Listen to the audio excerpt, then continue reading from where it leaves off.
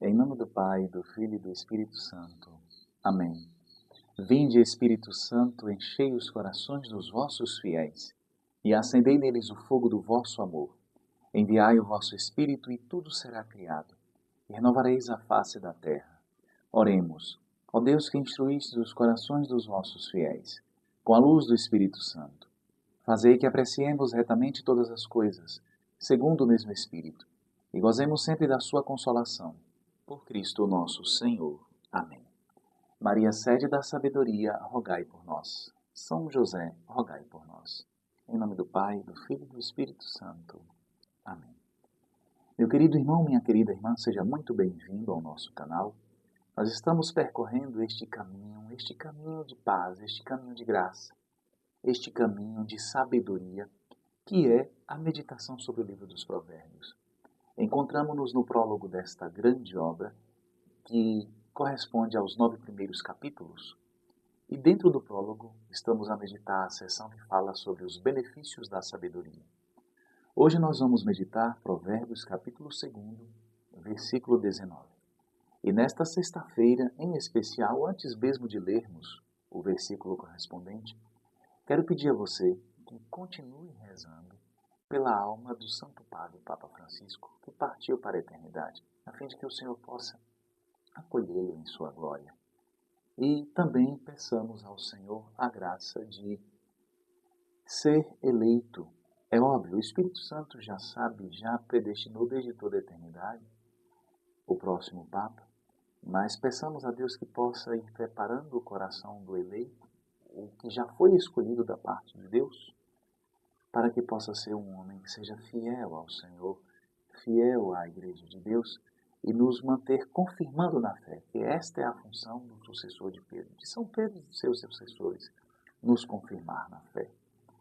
Nas alegrias pascais meditemos, portanto, Provérbios capítulo 2, versículo 19, e diz assim para nós: Todos os que entram nela não voltarão, nem alcançarão os caminhos da vida.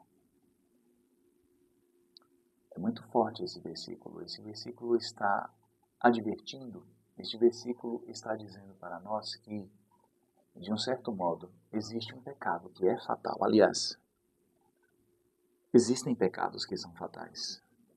O adultério e a idolatria são alguns desses pecados.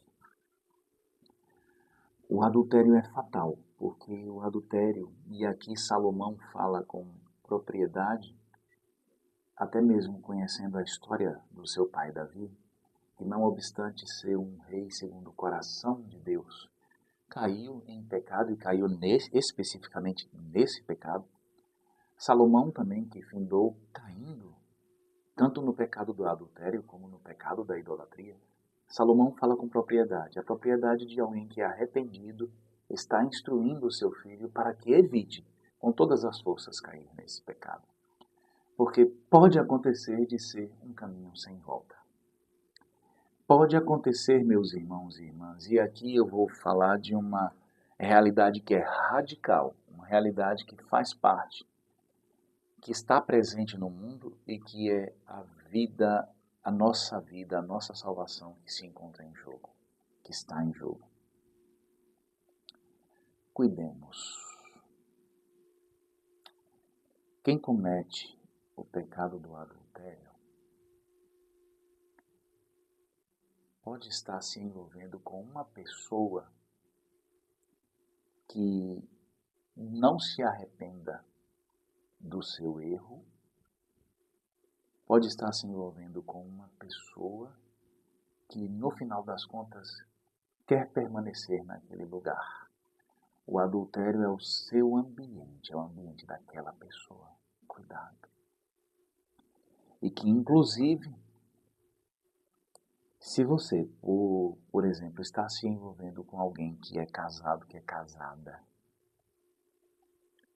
e você está se envolvendo com uma pessoa que se encontra nessa situação, e se porventura essa pessoa está prometendo a você deixar seu esposo, deixar sua esposa para definitivamente morar com você, qual garantia você tem de que esta pessoa não virá a cometer o mesmo pecado contra você? O pecado que agora comete com você, qual é a garantia que você tem de que ela não cometerá contra você? Uma vez que ela já cometeu contra outra pessoa com você. Então, a pessoa pode ser alguém que faz do pecado o seu ambiente vital. Que nesse caso não se trata nada de ambiente vital, é ambiente mortal. Lembremos-nos das palavras, eu já trouxe para vocês aqui em reflexões anteriores, o que o Papa Francisco nos falava a respeito da corrupção. Inclusive o Papa Francisco dizia na bula Misericordiae Vultus, o rosto da misericórdia, a bula com a qual ele decretou o ano da misericórdia, que foi o ano de 2016, ele dizia para nós, somos pecadores e reconheçamos ser pecadores. E isso não é motivo de orgulho para nós não devemos nos orgulhar de sermos pecadores. Pecadores sim, corruptos não. Corruptos são aqueles que estão acostumados com o pecado. Ou seja, que fazem de seus pecados o seu animal de estimação, seu objeto de estimação. Pecadores sim, corruptos não. Que já nos pese e que já nos cause lamentação o fato de admitir que somos pecadores, o fato de ver que somos pecadores, e muito menos ainda queiramos nos tornar corruptos. Não nos envolvamos com quem vai nos arrastar para o mal, para a perdição eterna, para a condenação. Pode ser fatal. Todos os que entram nela não voltarão, nem alcançarão os caminhos da vida. Pode ser fatal. É óbvio que se a pessoa que comete qualquer que seja o pecado, se arrepende e volta-se para Deus, volta-se de coração, volta confessando o seu pecado, os seus pecados, volta do modo como é descrito o retorno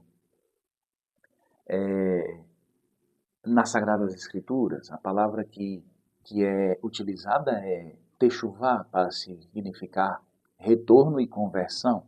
Aqui eu estou me referindo aos textos escritos em hebraico.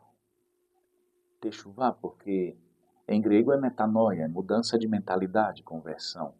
Já em hebraico, a conversão tem o sentido de um retorno.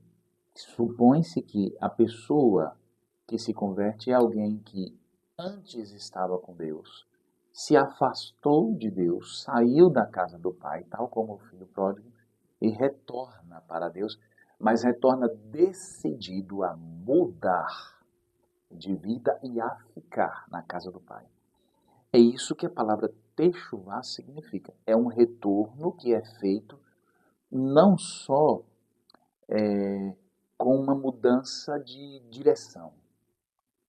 Eu estou mudando a direção da minha rota, eu estava indo na direção do mal, na direção da queda, na direção do inferno, e agora mudo a minha direção para o bem, para o céu, para a ascensão. Não se trata simplesmente de uma mudança de direção, mas uma mudança que é feita de forma voluntária e com o desejo mais profundo do coração. É óbvio que se a pessoa se volta para Deus deste modo, e isso envolve o reconhecimento e a confissão dos pecados, principalmente e não só principalmente, mas de forma necessária, a confissão feita no sacramento da confissão, é óbvio que Deus acolhe. É óbvio que Deus aceita o retorno, assim como aceitou o retorno de tantos. Assim como aceitou, por exemplo, o retorno de Davi, que cometeu o pecado do adultério. Assim como Salomão, que agora está descrevendo para o seu filho, se arrepende, se volta para Deus e Deus certamente o perdoa. É este o retorno que Deus acolhe. Agora, ninguém consegue enganar a Deus, ninguém consegue ludibriar a Deus. Não dá para tentar retornar, voltar para Deus, mas sem o comprometimento de odiar o pecado, de odiar o mal e abster-se de fazer o mal e passar a fazer o bem, ainda que se faça o bem de forma sacrificial. Não dá para se voltar a Deus sem esse comprometimento. Porque o Deus que é misericordioso, o Deus que é amor, está pronto para nos perdoar. Essa é uma verdade que o Papa Francisco sempre nos recordava. Deus não se cansa de perdoar, mas Deus perdoa aqueles que realmente se arrependem. Não tentemos teatralizar com Deus, não tentemos ludibriar a Deus. O belo é que esse versículo ele está querendo nos dizer o seguinte: para aqueles que Deus concede sabedoria, Deus o impedirá de cair nessa armadilha. Porque a sabedoria o impede de cair nesse tipo de armadilha. A sabedoria o preserva, a sabedoria o guarda do mal. Então peçamos ao Senhor a graça de sermos preservados do mal e de só buscarmos agradar a Deus com o nosso coração sincero. Peçamos a Deus que o nosso caminho não seja de morte, mas caminho de vida. Que de fato vivamos a Páscoa do Senhor e que vivamos a Páscoa do Senhor em todos os dias da nossa vida. Que sejamos homens e mulheres novos, homens que passaram da morte para a vida. Que não estão fazendo o caminho inverso da vida para a morte, mas da morte para a vida. E desse modo, a sabedoria será a nossa amiga mais íntima. Louvado seja nosso Senhor Jesus Cristo, para sempre seja louvado. Fique na paz do Senhor.